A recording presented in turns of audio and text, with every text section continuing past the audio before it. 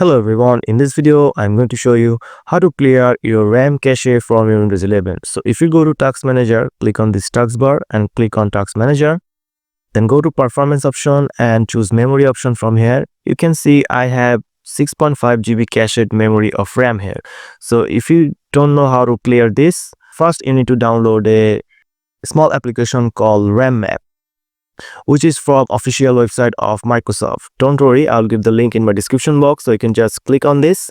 Then you can go to this page and click on this download RAM map, and it will be automatically downloaded on your PC. Just click on this, then right click on the folder, click on extract all, extract, and here you'll find rammap.exe for 32-bit, RAM map 64-bit, and RAM map 64 ARM architecture. So we're going to click on the 64-bit as my PC 64-bit. Double click on it.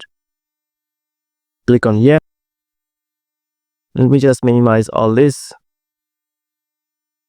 And here, and after the application loaded, you can see there's the option of empty. Click on this, then click on empty standby list.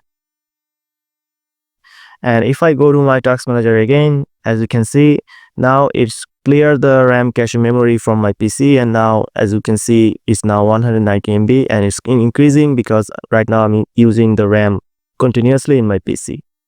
So this is how you can clear RAM cache memory in Windows 11.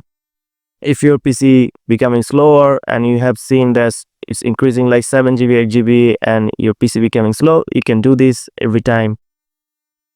Just go to the search bar and search for RAM, and you will find your RAM map here. You can click on this empty option to click on the standby list. So that's it guys, it's the video and to share with you. If you found this video helpful, please subscribe, and thank you for watching.